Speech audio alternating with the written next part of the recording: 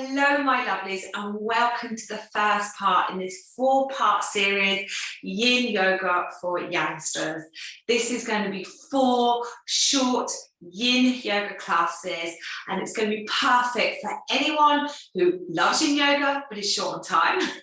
You are new to Yin Yoga and you haven't tried it before, or you are like me before I discovered Yin Yoga and committed to the practice, that you don't feel you could do Yin Yoga, you feel like you'd be frustrated by the staticness, the slowness of the practice, and you'd much rather be feeling like you're doing something than practicing Yin Yoga, then this is for you. So Yin Yoga for me is the art, the science, the stretching.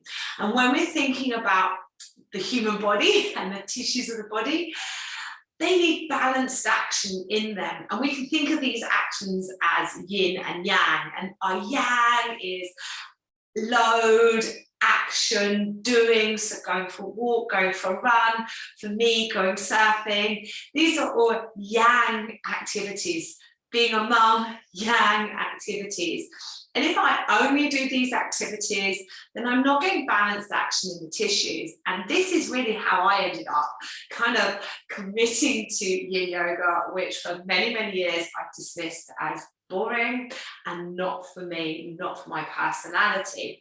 But I was heading into my late 30s. I had 2 youngest children and I have an absolute love, obsession for surfing.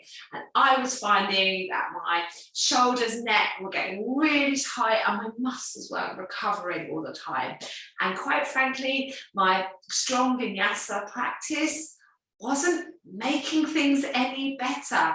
So I decided to give Yin Yoga a go at first. Look, and hand on heart, I really struggled with the practice to start with. I struggled with the slowness. I struggled with the concept of being still for 3 to 5 minutes. You know, over time, I learned to love everything about Yin Yoga. But what sold it to me first of all was I noticed I was feeling less tight, less tired, more energized, and my muscles were recovering quicker from surfing, as well as running around after 2 young children. So I hope that's enough of a sales point for you to commit to these 4 short classes. So let's get going. Class number 1. The only props you will need for this, keeping it super simple, is a blanket or a cushion or a rolled up towel. And we're going to start with our first yin shape, which is butterfly pose. So I'm going to use my blanket just to prop myself up onto the edge, just to help to roll that pelvis forward. And in our yin pose, our butterfly shape, we're bringing the soles of the feet together. So it's a wide leg butterfly. Those feet don't need to be too close to the pelvis.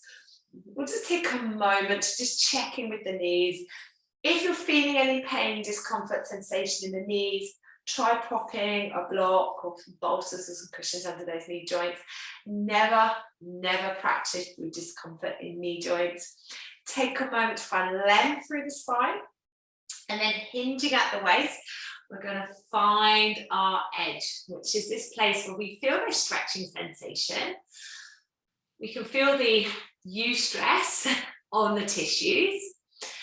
The targeted area is that lower back inner groin area. So checking that's where we're primarily feeling those sensations. Again, listening to those knee joints. And this edge is a place that we can stay for. Now, traditionally in Yin Yoga, we are holding poses between 3 and 5 minutes. Don't panic. We're going to be doing 2-minute holds in this series as a way of building up. Get the thought of being still in a yoga shape for 3 to 5 minutes. Honestly, for me, when I first started practicing Yin Yoga, was mind-blowing. But this, not better, but different way of moving, different way of stretching, stressing the tissues of the body, allows us to have the opportunity, the time to listen in, to feel into those rivers of sensation, for those sensations to travel a little deeper into the tissues. And you might be loving the stillness, the staticness of the practice. Or you might be like I was when I first started and thinking, I'm bored now. So if that's you and you've got some frustrations and challenges, you may sit with the discomfort in the mind. Checking in with our edge, that place where we feel the stretch, but we can hold the shape.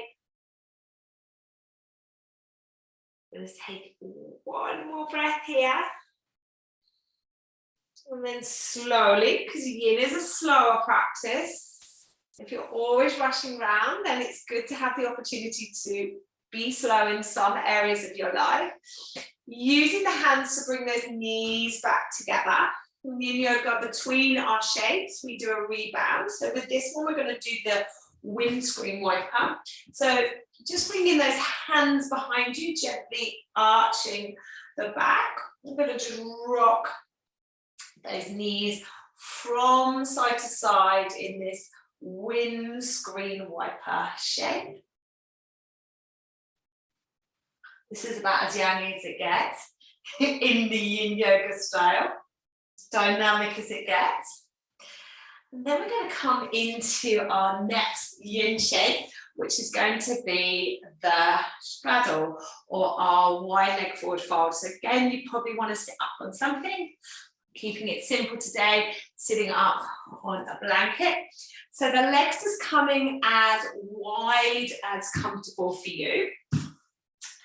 And first thing you might notice is they may be straight or they may not be straight. So if there's a little bend into the knees, that's fine. Some of you might benefit from bringing the feet to the floor or putting some blocks or cushions under those legs.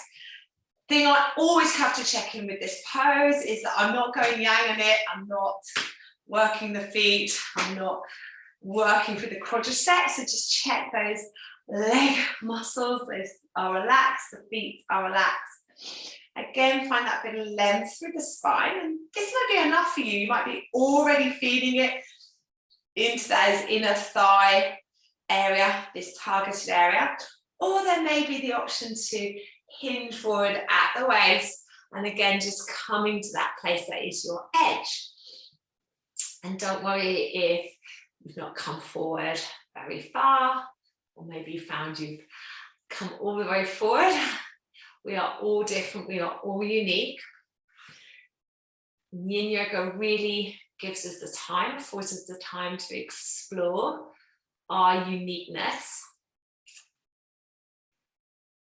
Gives us time to listen. And the thing is, sometimes we hear things we don't want to hear, eh? So when we're rushing around, it's easier to ignore those things. In yin yoga, the time is there to really tune in and listen. And that's a real gift and something that you have to practice, or part of the practice. So again, this is going to be another 2-minute hold.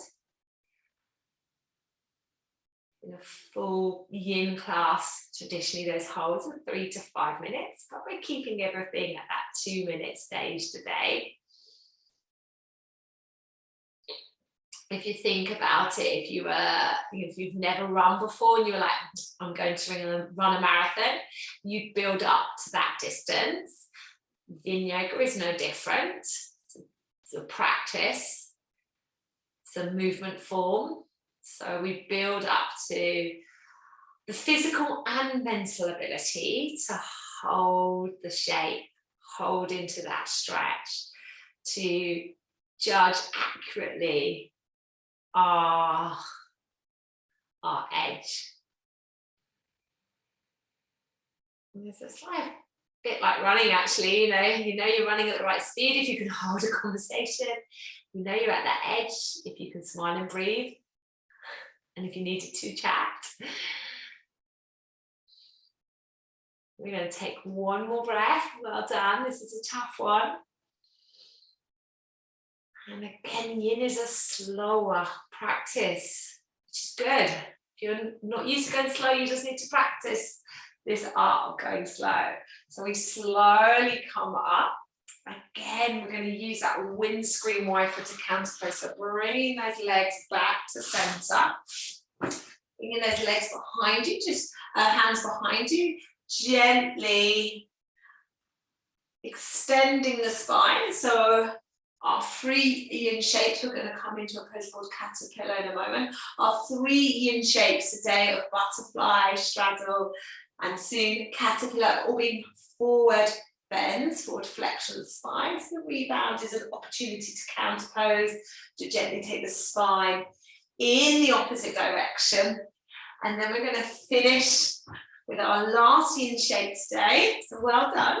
Nearly done your first yin class of caterpillar. So again, I recommend sitting up onto something. We're bringing those legs out in front of us. So again, this is a forward seated bend, and you might be really used to a pose called Paschimottanasana, where we work through the feet and the legs. So you can just relax into the feet and the legs, and something that can be really beneficial for everyone actually is to put something under the knees. In fact, I'm going to go there. So I'm going to sit up on the block, and I'm going to use my blanket as a little roll up under my knees. That just allows the tissues of the leg to relax. Just finding a bit of length through the spine. So in most cases and in most yin shapes, we're stretching with relaxed tissues in the body. It doesn't mean that's the only way you should stretch. Sometimes we stretch with muscular engagement. And the thing with the tissues, they benefit from different and new experiences. We're coming forward into our forward bend here, just as far as the spine will let you go. And again, this is going to be another 2-minute hold. So I'm no expert on marathon running, but it's a great example of comparison, because this is a real yang activity if I was going to commit to running a marathon. And the thing is, if I just did long, slow runs, that would be just the information that goes into my body. Whereas if I did some sprints, some hill runs, I did some different movement like stretching or swimming or cycling to strengthen my leg muscles to support me running. This is all different information into my tissues, different ways of loading and using and stretching and moving my tissues. And all of this different information helps to give balanced action. So if you think about this as our yin, why we might want to consider bringing yin yoga into our lives. If you are doing an activity that's very yang, if you do a lot of running, if you do a lot of swimming, if you're like me, do a lot of surfing, or perhaps you are really into your Ashtanga yoga, your Vinyasa yoga, your hot yoga styles. Now, these are all great styles of yoga. But if it's just that style of yoga you're doing, are you giving yourself balanced action in the tissue? And there are many, many reasons why we may practice yoga. There's many reasons why I could explain to you why I'd love you to bring yoga, full stop, any style, into your life. But probably its overarching goal is balance. You can think about balance as physical, mental, emotional, spiritual. But balance through the form that is your body, the system that is your body. So if I'm always doing yang activities into it, that's not going to help it to be balanced. Or if I'm only practicing yin yoga, that's not going to help me to be balanced. But like I said at the start, this class, this series, as well as being aimed at people who might be new to yin, is also aimed at those people that maybe a bit like me, 6-7 years ago, that was a bit resistant to the idea of yin yoga, considered it boring, considered not having time for it. And now, honestly, I can't imagine my life without it. Let's take one more breath here. And then again, slowly, slowly, slowly Unraveling the spine first of all to neutral, so a moment of rebound here. And then let's just finish by taking the back into the opposite direction. So just take those hands behind you, lift the chest, lift the heart. And then coming back to that seat we had at the start. And well done, guys. There's our first yin class done. I will see you for part 2.